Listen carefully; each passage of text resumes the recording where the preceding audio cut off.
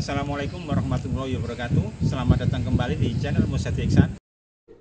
Oke, kita masih berbicara atau membahas tentang turunan fungsi trigonometri. Pada kali ini ada salah satu masalah yang dapat kita selesaikan dengan menggunakan konsep turunan fungsi trigonometri, yaitu masalah fungsi naik dan fungsi turun. Ini gambar ilustrasinya. Jadi ada contoh di sini, saya ambil fungsi fx sama dengan sin x. Ini kita ambil sampai pi intervalnya ya, garisnya atau kurvanya biru, kemudian ini ada titik koordinat pi per 2,1. Di sini ada puncaknya atau balik di atas, puncak di atasnya kemudian turun lagi. Nah, yang jadi masalah di sini adalah interval ini, interval naik dan interval turun. Di manakah fungsi itu naik dan fungsi itu turun? Kalau kita melihat dari gambar, kita ada jelas bahwa di sini naik sampai dengan 1 ya, fx-nya sampai dengan 1, kemudian turun lagi sampai fx-nya sampai dengan 0, dan setelah ini karena ini fungsi sinus maka ini akan turun terus sampai di titik tertentu dan akan naik lagi. Ya, jadi yang kita bahas di sini, di manakah atau di interval mana fungsi itu naik dan di interval mana fungsi itu turun ya. Kita lanjut. Di sini ada ilustrasi grafik atau koordinat kartesius yang saya buat. Di misalkan kita buat ini x-nya pi per 2, kemudian fx-nya atau y-nya itu 1 ya. Ini grafik fungsi sinus ya, sin 90 atau sin pi per 2 itu sama dengan 1. Nah, fungsi. Nah, nanti hubungannya adalah kurva ini, di dalam kurva ini ya, itu kalau kita gambar sebenarnya banyak sekali atau cukup banyak garis singgung kurva ya di titik-titik sepanjang kurva ini. Nah, kalau kita perhatikan secara umum ke garis singgung kurva itu bisa kita bedakan menurut tempatnya ya. Di sini ada yang sebelah kiri pi per 2 dan di sebelah kanan pi per 2. Dari gambar kita bisa lihat kalau di sebelah kiri pi per 2 itu dia naik ya, garisnya naik. Jadi garis singgung di sini otomatis akan naik, kemudian kalau yang di sebelah kanan pi per 2 dia akan turun. Nah, setelah kita tahu bahwa ini semuanya naik di sini, setelah di sini semuanya turun, kita ingat kembali konsep dari gradien garis lurus ya waktu materi di SMP.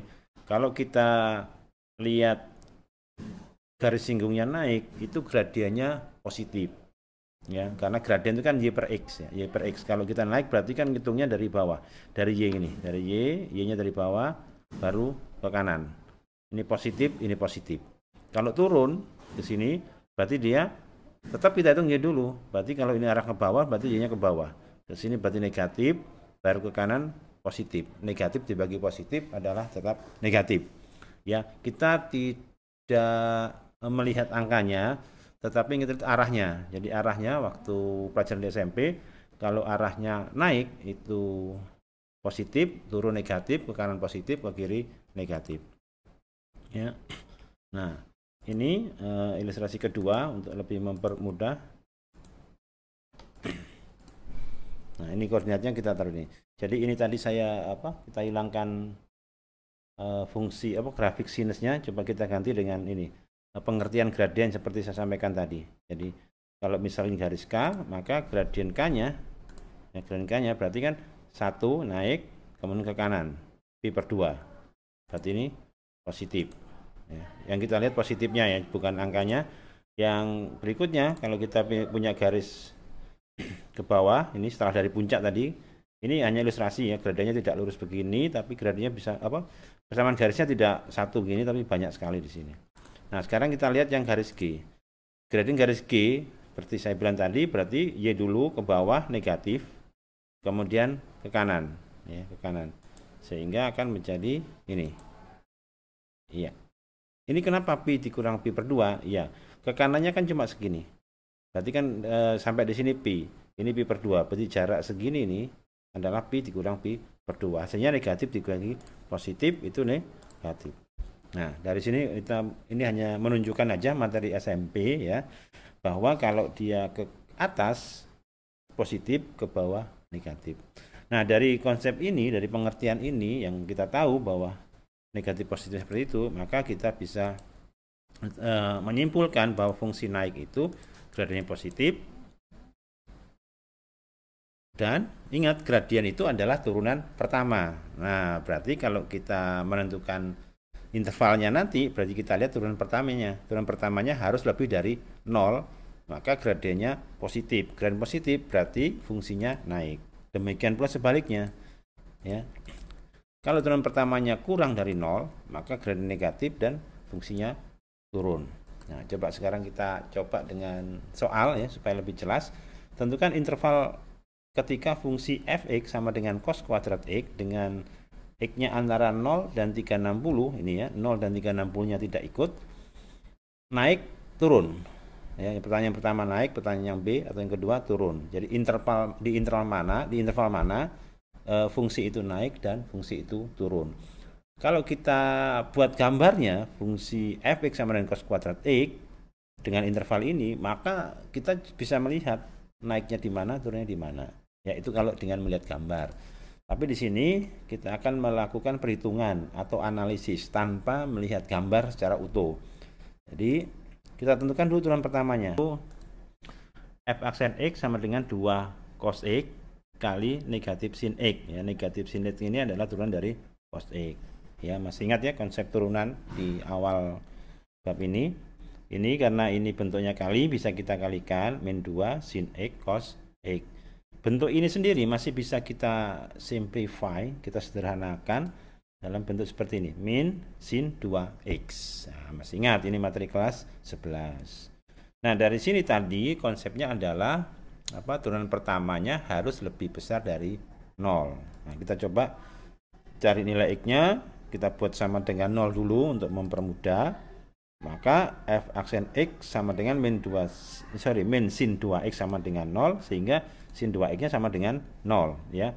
Kemudian, nah kalau seperti ini kita ingat bentuk yang di atas ini, persamaan trigonometri. Jadi sin x sama dengan sin alfa. Jika sin x sama dengan sin alfa, maka x-nya ada dua kemungkinan. Dan di masing-masing kemungkinan ini ada beberapa kemungkinan lagi tergantung dari nilai k yang kita ambil. Pengambilan nilai k juga bergantung dari interval yang ada di soal. Oke, kita coba. Berarti 2x-nya sama dengan 0 plus K360. Ini yang kemungkinan yang atas ini. Sehingga x-nya sama dengan K per 180. Karena semuanya dibagi 2. 0 dibagi 2 ya tetap 0. 360 dibagi 2 jadi 180. Sekarang kita ambil K sama dengan 0. Maka x-nya 0 derajat. Di soal 0-nya tidak ikut. Maka nanti nggak usah kita pakai. Yang berikutnya K-nya sama dengan 1. Berarti X-nya sama dengan 180. Berikutnya, nah ini yang kedua. Sekarang kemungkinan yang kedua. 2X 180 plus K360. Ya, ini. 180 dikurangi alfa. Alfanya berapa ini? Alfanya 0. Ya sudah. Jadi 180 dikurangi 0 tetap 180. Ini saya langsungkan. Sehingga X-nya adalah 90 plus K kali 180. Semuanya dibagi 2. Ya, ini ada yang loncat ya. Jadi ini harusnya 180 dikurangi alfa. Tapi karena alfanya di sini 0, maka 180 dikurangi 0 tetap 180. Jadi, nah, kita ambil K sama dengan 0, ini K-nya sama dengan 0, maka ini jadi 0 tambah 90 tinggal 90 derajat. K sama dengan 1, jadinya ini 180 ditambah 90 ya.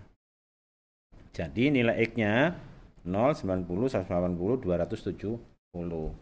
Yang perlu diingat nanti ini tidak ada tanda sama dengan. Jadi 0 nanti pasti tidak ikut, tapi dia jadi batas. Karena lebih dari 0 itu bisa 0, sekian. Ya, kita tulis. Nah, ini ya setelah kita dapat 1, 2, 3, 4 ini. Kita buat pembatasannya ini. Jadi karena ini diminta sampai 360, jadi kita gambar 0 sampai 360. Ya, tetap kita gambar.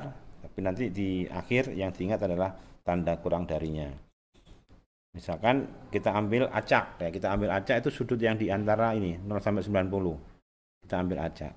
Kenapa? Ya ini artinya kalau kita ambil salah satu di sini nanti akan berlaku untuk satu interval ini. Berlaku untuk satu interval ini. Kenapa diambil 30? Ya, kita ambil sudut yang istimewa saja supaya kita bisa memperoleh hasilnya dengan mudah. Bisa juga 30, 45 atau 60 ya. Ini saya coba yang 30. Berarti nah 30 di sini ini berarti negatif setengah karena sin 30 itu setengah. Ya, dari sini.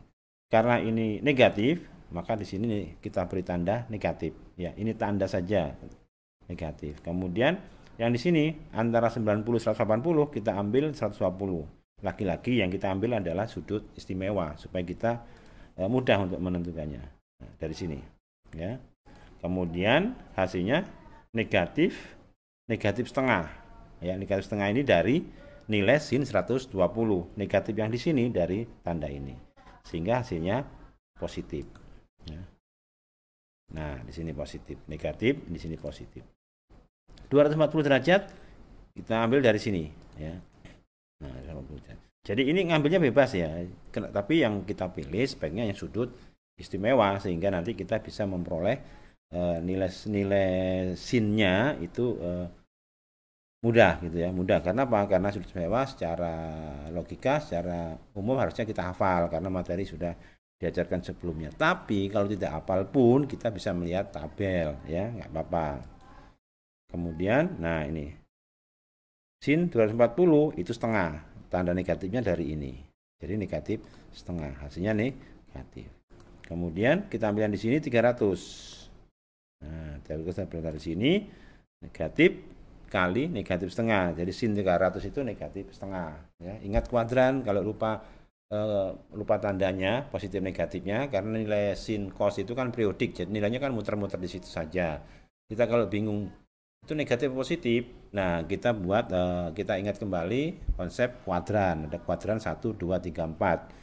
300 itu di kuadran 4. Ya. Di kuadran 4 itu yang positif hanya kosinus. Berarti selain kosinus dia bernilai negatif. Makanya di sini negatif setengah. Jadi nilainya positif. Oke. Nah, sudah ketahuan di rentang sini negatif, di interval sini positif, interval sini negatif lagi, interval sini positif. Jadi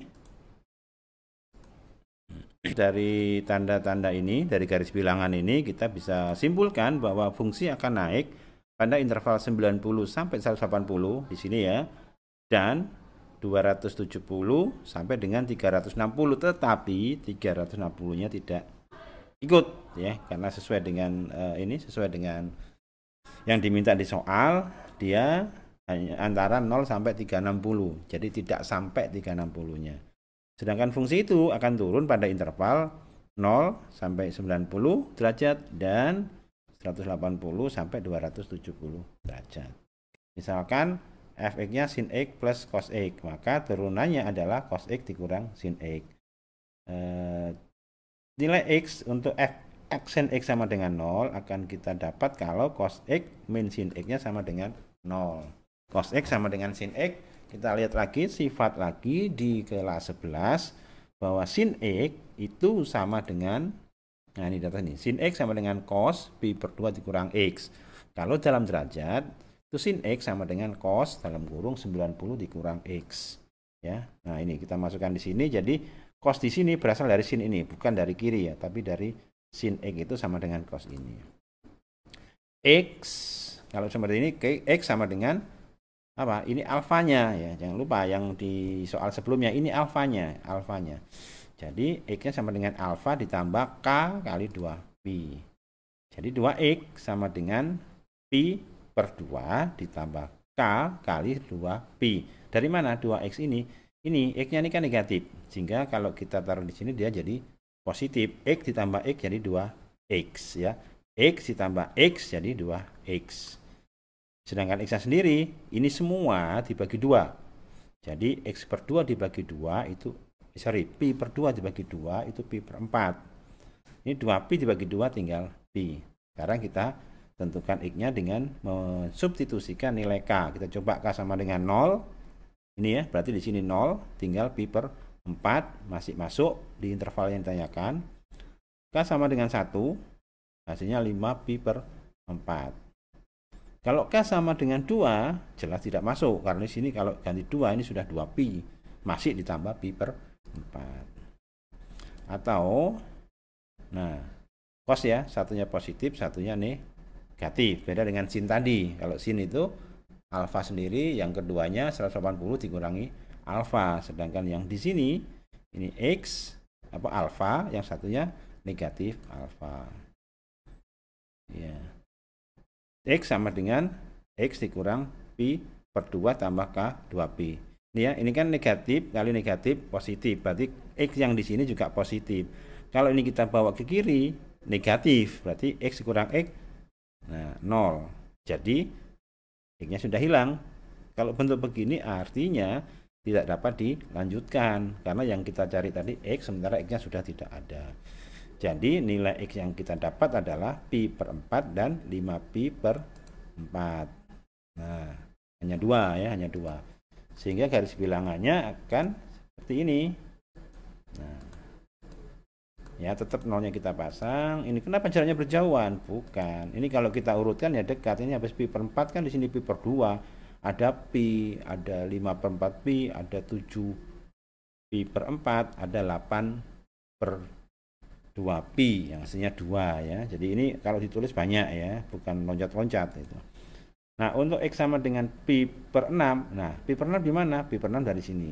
Ya, kita ambil sembarang di sini, pi per 6 kita substitusikan. Hasilnya adalah ini, positif. Nggak usah dihitung. Ini nggak usah dihitung pun kita tahu kalau ini positif karena di sini lebih besar dari yang ini. Setengah akar 3 dikurangi setengah. Setengah akar 3 itu lebih besar daripada setengah, makanya dia bernilai positif. Nah, untuk X pi per 3, dari mana pi per 3? Ya, di sini, ya, di sini. Pi per 3 di sini. Nah, kita substitusikan pi per 3 sehingga kita dapat setengah dikurangi setengah akar 3. Pasti negatif, karena apa? Setengah lebih kecil daripada setengah akar 3, maka hasilnya pasti negatif. Berapapun itu, pasti negatif. Ya, kita nggak perlu hitung itu. Nah, yang berikutnya, untuk X 3 per 2pi di mana? Ya, di sini, 3 per 2pi itu. Nah, kita substitusikan, hasilnya adalah 0 dikurangi negatif 1. Berarti positif. Ya, nggak usah dihitung ya. Atau dihitung. Dikurangi negatif 1. Berarti kan ditambah 1. 0 tambah 1, 1. Positif. Ya, jadi nggak ada masalah. Positif, negatif. Dari garis bilangan tersebut, maka fungsi fx-nya bisa kita tuliskan naik pada interval ini. 0 sampai pi per 4 dan 5pi per 4 sampai 2pi. Turun pada interval pi per 4 sampai dengan 5pi per 4. Sekali lagi jangan bingung dengan tandanya. Mudahnya apa? Kita ikut aja dari soal gitu ya. Dari soal. Oke, sampai di situ kita latihan. Ada beberapa nomor ini. Sepertinya ada berapa nih? 5 ya, 3. Ini nomor 4. Ini nomor 5 ya. Oh, ada lagi nomor 6 7 8 9 10. Oke, kalau belum ngerti, masih banyak nggak ngertinya, diulangi videonya. Tapi kalau sudah mulai agak ngerti atau setengah ngerti, dicoba soalnya. Nah, kalau sudah ngerti benar ya sudah, coba juga. Artinya apa? Yang setengah ngerti pun itu dengan dicoba akan tahu yang setengahnya di mana ya. Kalau masih diulangi lagi videonya. Oke. Kalau masih ngulang video masih belum jelas, oke, japri saya. Demikian video saya hari ini, semoga bermanfaat dan sampai jumpa di video-video selanjutnya.